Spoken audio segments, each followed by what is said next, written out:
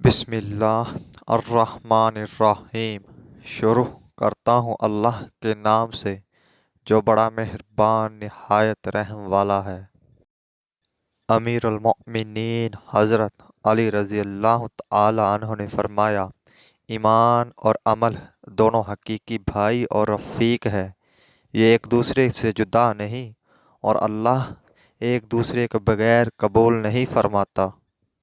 لوگ باغ کے درخت کی مانند ہیں کہ سب کو ایک پانی پلایا جاتا ہے، مگر ہر ایک کا پھل جدا جدا ہے۔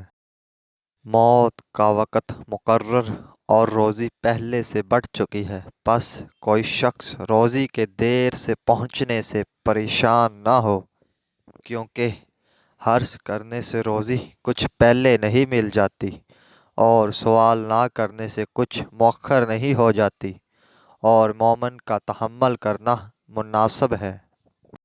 لالچ صرف آدمی کو کسی چیز کے پاس لے جاتی ہے، مگر کامیابی کے ساتھ واپس نہیں کرتی، اور یہ ایسا ضامن ہے جو وفا نہیں کرتا۔ علم کی دو قسمیں ہیں، عقلی اور نقلی۔ علم عقلی جب تک نقل کے مطابق نہ ہو تو کسی کام کا نہیں۔